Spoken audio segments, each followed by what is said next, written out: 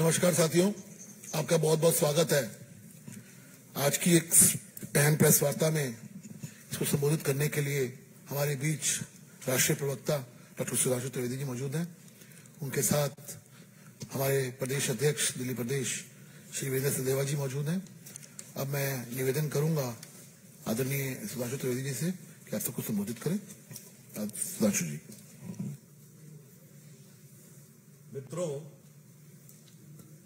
मित्रों, आप सभी जानते हैं कि भारतीय राजनीति में कट्टर ईमानदार के नित नए किरदार एक के बाद एक उभर कर सामने आते जा रहे हैं। आपने देखा कि पहले शराब के कारोबार में उनका किरदार दिखा, फिर बिजली के व्यापार में उनका किरदार दिखा, फिर अदालत के अंदर और फिर भ्रष्टाचारियों के साथ सरोकार में भी दिखा। अब एक नए प्रकार का किरदार उनका दिख रहा है, जिसमें अपने सिपह सलारों को, अपने पार्टी के कार्यकर्ताओं को सरकारी तनख्वाह पर नियुक्त करना और उनसे सरकारी पद पर रहते हुए पार्टी का काम करवाना। देखिए, दोनों में अंतर है। कोई व्यक्ति यदि कभी पार्टी का कार्यकर्ता रहा हो वो अलग विषय है, परंतु पद पर रहते हुए वो विधिवत काम करे पार्टी का, अरविंद केजरीवाल जी के व्यक्तिगत राजनैतिक कार्य का, कई जगहों पे उनके व्यक्तिगत निजी स्टाफ का, ये एक नया स्वरूप सामने आ रहा है। आप सबने वो कहावत सुनी होगी कि आप बांटे रेवड़ी और मुड़मुड़ अपने को दे, पर यहां तो जनता को तो ये कहा कि चंद 100 रुपए की कुछ सहूलियत देंगे, 1-8 हजार की सहूलियत देंगे, बदले में अपने लिए करोड़ों का शीश महल भी बनवाएंगे और सिपह सलारों को लाखों रुपए भी दिलवाएंगे। यानी बात तो करेंगे, अपनों को रेवड़ी नहीं, अपनों को तो रबड़ी खिलवाएंगे। एक कहावत आपने सुनी होगी ना, माले मुफ्त दिले बेरहम। पर ये सरकार की आय को जिस रूप में प्रयोग करते हैं, उन पर यह कहावत एकदम चरितार्थ होती है कि माले मुफ्त दिले बेरहम। और आगे एक पंक्ति में अपनी तरफ से जोड़ता हूं, जो आम आदमी पार्टी के और केजरीवाल जी के इस नए किरदार पे एकदम उपयुक्त लगती है। माले मुफ्त दिले बेरहम और अपनों पे करम। सब अपने लोगों के लिए लुटाना। ऐसे कई एक उदाहरण है। कई जगहों पर तो जानकारी ये भी लगी है कि उनके लोगों ने अपने सोशल मीडिया अकाउंट डिलीट करने शुरू कर दिए हैं, क्योंकि वो सीधे दिख रहा था कि वो पार्टी का काम कर रहे हैं सरकारी पैसा लेके। अब इस विषय पे कई ऐसी जानकारियां लगी हैं, जैसे एक श्री राम कुमार झा हैं जो उनके निजी स्टाफ में काम कर रहे हैं। अभी जब उनके घर का विषय आया था तो पत्रकारों के साथ उलझते हुए इनकी फोटो भी अवेलेबल है और यह सरकार से सैलरी ड्रॉ कर रहे हैं। एक निशा सिंह जी हैं जो एसोसिएट फेलो हैं, इनके ऊपर तो शायद एक मुकदमा भी है जिसमें प्रक्रिया चल रही है और शायद चार्जशीटेड भी हैं। वो ये भी विधिवत सरकारी काम करते हुए पार्टी का काम कर रहे हैं। इन सब के डॉक्यूमेंट्री एविडेंस अवेलेबल है कि ये सोशल मीडिया पे आम आदमी पार्टी का ही काम कर रहे हैं। इसके बाद अंचल बाबा जी हैं, ये उनके सिटिंग विधायक की धर्मपत्नी है। विधिवत पार्टी का काम हो रहा है और सरकार की तनख्वाह है। इसके उपरांत एक श्री अक्षय मल्होत्रा जी हैं, वो भी उनके निजी स्टाफ में हैं, शायद कुछ और चलाने का काम करते हैं। मतलब शायद ऐसी जानकारी है कि उनका वाहन भी चलाते हैं और सोशल मीडिया के अकाउंट का भी कुछ काम करते हैं। तो ये सिर्फ इतना मैं कहना चाहता हूं, ये वो पार्टी जिसने एक शपथ पत्र लिखा था कि हम मकान नहीं लेंगे, और सारे के सारे विधायकों से लिखवाया था। हम वाहन नहीं लेंगे, हम सुरक्षा नहीं लेंगे। सोचिए वो आते आते आज कहां तक पहुंच गए हैं कि सरकारी खजाने का कैसा दुरुपयोग किया जा सकता है। मुझे लगता है 10 साल के अंदर, 2013 में पार्टी बनी थी, 10 साल के अंदर किसी का किरदार या चरित्र, पूरी पार्टी का चाल चिंतन चेहरा चरित्र इतना नहीं बदला होगा जितना कि आम आदमी पार्टी का है। अब मैं अनुरोध करूंगा हमारे दिल्ली प्रदेश के अध्यक्ष श्री सचदेवा जी से कि वो आगे का विषय आपके समक्ष रखेंगे। धन्यवाद सुधांशु जी। सुधांशु जी ने अभी सिर्फ 4 नाम आपको बताए। दिल्ली के उपराज्यपाल महोदय ने लगभग 437 नियुक्तियां रद्द की हैं और जो पहली लिस्ट सार्वजनिक डोमेन में आई वो 116 लोगों की थी। तो उन 116 लोगों की जब हमने जानकारी इकट्ठा करनी शुरू की तो जैसा सुधांशु जी ने कहा कि आधी रात आते आते सबके ट्विटर, फेसबुक, लिंक्डइन, इंस्टाग्राम के सारे अकाउंट डिलीट हो गए। जो बच पाए वो हमने आपके सामने रखे। अब जो स्क्रीन पर नाम है मनोज कुमार झा, इनके ट्वीट्स देखिए आप। आम आदमी पार्टी के ट्वीट्स को रीट्वीट करना, उस पर कमेंट्स करना, और ये चीफ मीडिया एडवाइजर दिल्ली जल बोर्ड, तनख्वाह 1.5 लाख रुपए। नितिन व्यथला, एसोसिएट फेलो, इनके सारे ट्वीट देखिए आप। अरविंद केजरीवाल का गुणगान करने के अलावा कोई काम नहीं, तनख्वाह 1 लाख रुपए। इस तरह से कई नाम हैं। मैं एक नाम पे रुकना चाहूंगा, प्रियदर्शनी,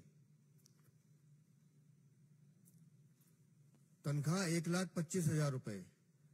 आम आदमी पार्टी हरियाणा यूथ विंग की वाइस प्रेसिडेंट, तनख्वाह मिलेगी दिल्ली से। ऐसे लगभग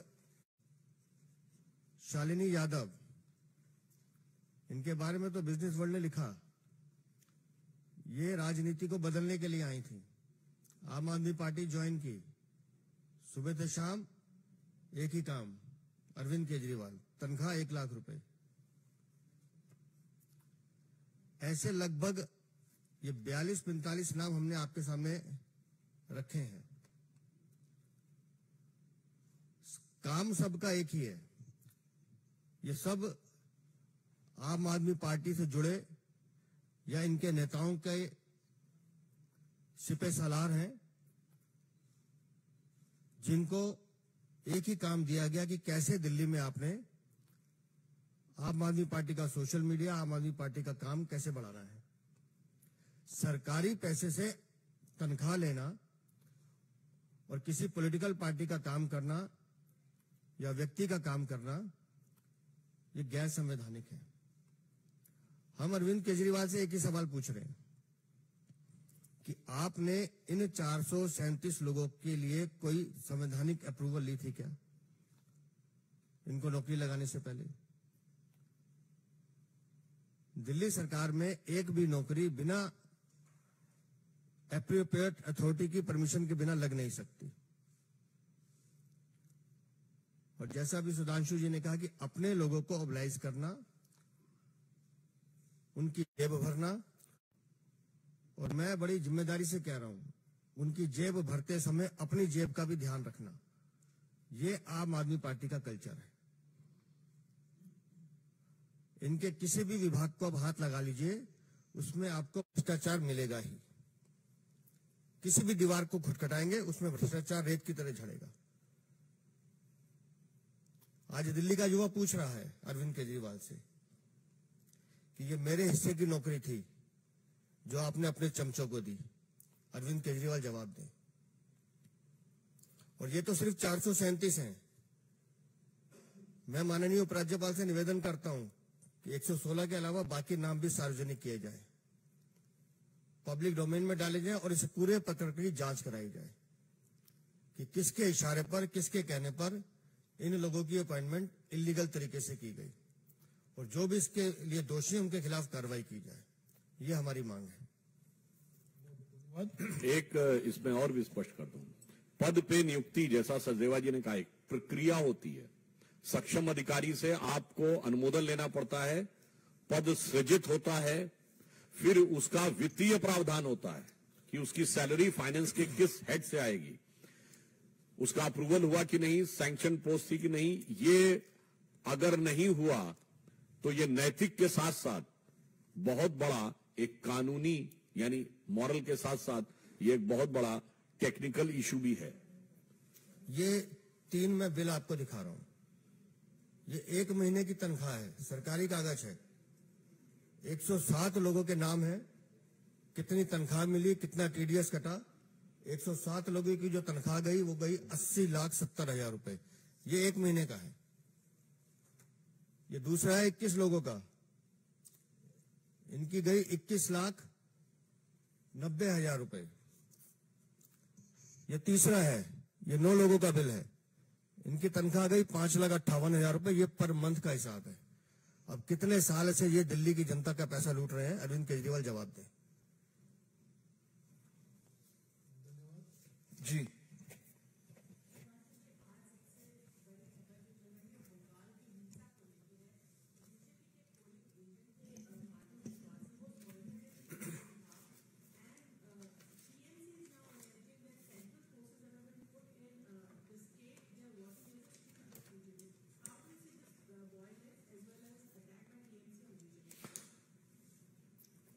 चुनाव लोकतंत्र के हृदय की गति माने जाते हैं, परंतु बंगाल में कुछ कुछ वैसा ही हो रहा है जैसा 90 के दशक में बिहार में हुआ करता था।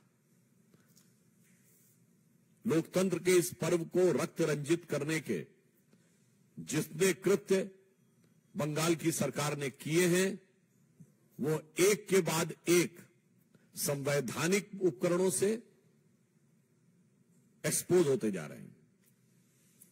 यदि तृणमूल की सरकार यह बात कहती है तो यह निर्णय तो न्यायालय ने लिया है। न्यायालय ने बहुत स्पष्ट शब्दों में कहा है कि जब राज्य के चुनाव आयोग ने ही डिमांड की थी फोर्सेस की, तो वो कैसे कह सकते हैं कि फोर्सेस नहीं आने चाहिए, और कौन सा फोर्स आना चाहिए यह चुनाव आयोग का अधिकार नहीं था। चुनाव आयोग यह मांग सकता है कि मुझे सुरक्षा बल चाहिए, कौन से चाहिए, कैसे चाहिए, यह उनका अधिकार नहीं है। यह प्रश्न करने का अर्थ होता है कि उनके मन के अंदर का जो भाव था कि वो दुरुपयोग करना चाहते थे। मुझे लगता है कि चुनाव आयोग इस विषय के ऊपर पूरी नजर रखे हुए है, और चुनाव आयोग ने यदि सतर्कता नहीं रखी होती, न्यायालय ने यदि कड़ाई के साथ निर्देश नहीं दिए होते, तो ये चुनाव बहुत ही विभत्स हो सकते थे।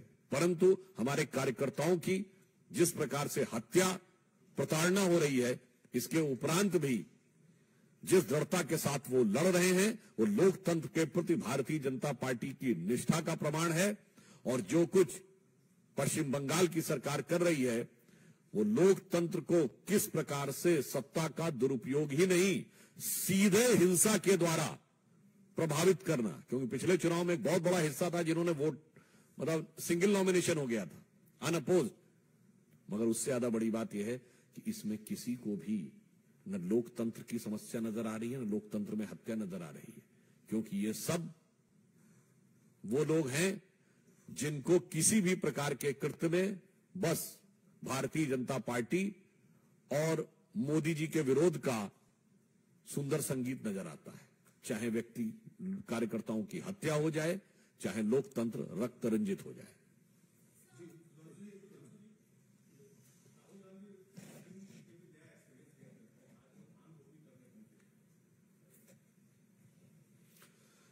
देखिए, ये उनका एक निजी विचार है।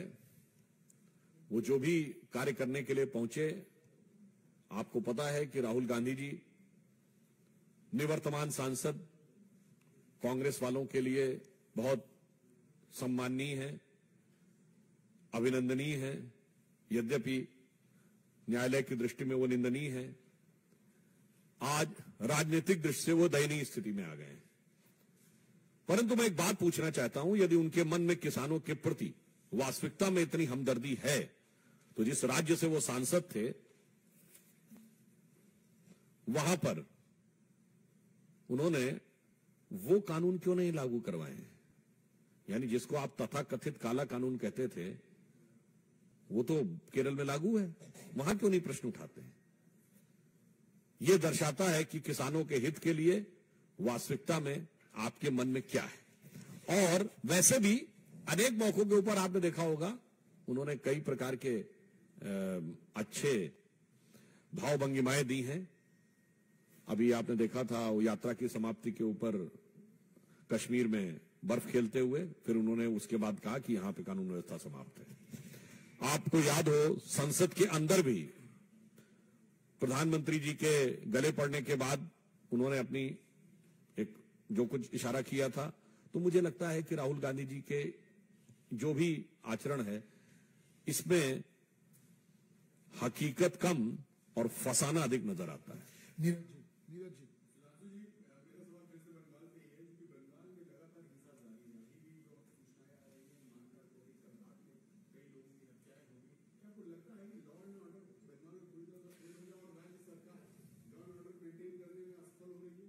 देखिए, बंगाल में लगातार हिंसा जारी नहीं है, वर्षों से हिंसा जारी है, और हिंसा जारी नहीं है, उत्तरोत्तर बढ़ती जा रही है। स्थितियां बद से बदतर होती चली जा रही हैं, और हिंसा का स्वरूप यह है कि भारतीय जनता पार्टी के कार्यकर्ताओं की हत्या हो रही है, कम्युनिस्ट और कांग्रेस कार्यकर्ताओं की भी हत्या हो रही है।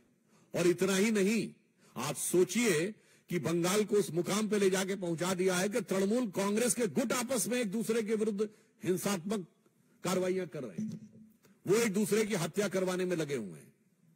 यह दर्शाता है कि बंगाल की वह भूमि जिसे बंगाली भद्र लोग कहा जाता था, जो कला और संस्कृति के लिए पूरे विश्व में जानी जाती थी, जिसकी एक वैश्विक पहचान थी, सिर्फ राष्ट्रीय पहचान ही नहीं, वो आज पश्चिम बंगाल की सरकार में तृणमूल कांग्रेस के इस कार्यकाल में पूरी तरीके से हिंसा, भ्रष्टाचार और अपराधियों को प्रत्यक्ष राजनीतिक संरक्षण देने के दुर्दांत अपराध की भागी हो गई है।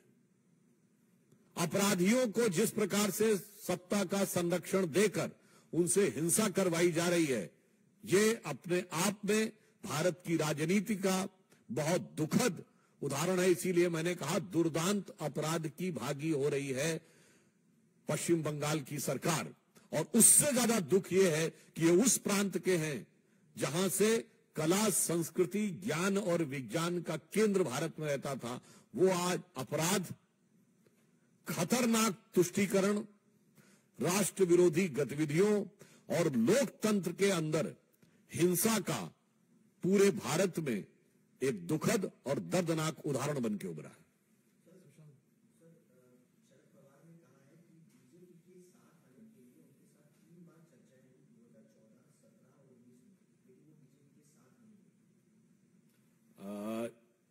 आप जो बात कह रहे हैं, उनकी परिस्थिति अब यह है कि उन्हें यह चीज बाहर बताने की जरूरत नहीं है, अपनी पार्टी के अंदर समझाने का प्रयास करें और वो समझा ले जाएं तो ज्यादा बेहतर है। नितांत अंदरूनी मामला है उनका, अंदरूनी मामला क्या, पारिवारिक मामला है। तो मुझे लगता है कि जो कुछ परिस्थिति एनसीपी में, इससे पूर्व शिवसेना में हुई है, उसका मूल कारण यह है कि हमारे यहां पार्टी को परिवार माना जाता है और वो लोग परिवार को पार्टी मानने लगते हैं। इस कारण यह परिस्थितियां उत्पन्न होती हैं।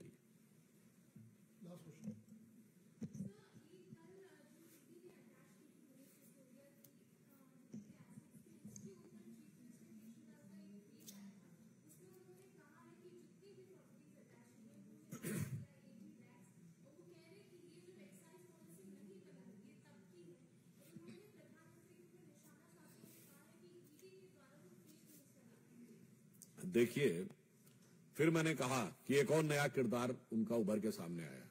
मतलब अब वो भ्रष्टाचार में जांच एजेंसियों ने उनके नेताओं की जो संपत्तियां सामने रखी, उसे मना तो नहीं कर पा रहे हैं। अब ये कह रहे हैं कि उसकी लागत इतनी नहीं इतनी थी, और ये एक्साइज पॉलिसी से पहले की थी। मतलब कहीं ना कहीं लगता है वो इशारा कर रहे हैं कि शायद एक्साइज पॉलिसी में तो भ्रष्टाचार हुआ, ये तो माना जा सकता है, और ये तो पहले की है।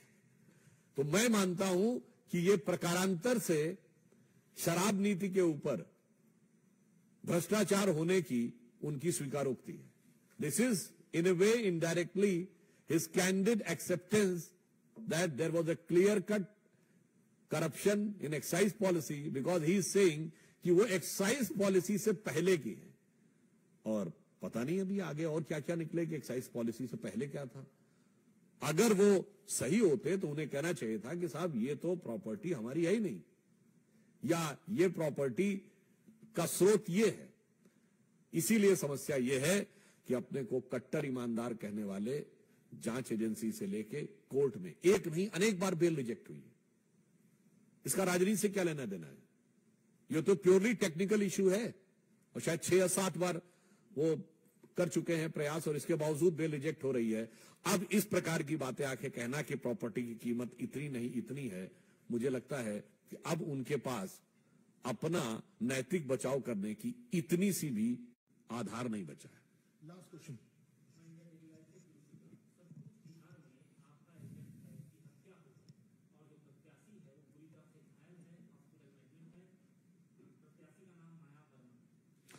देखिए, इस समय चूंकि चुनाव की प्रक्रिया वहां पर चल रही है, तो चुनाव आयोग के अधिकार में सारी व्यवस्था है। हम जो कुछ तृणमूल कांग्रेस की सरकार कर रही है, इसकी तीव्र भर्त्सना करते हैं।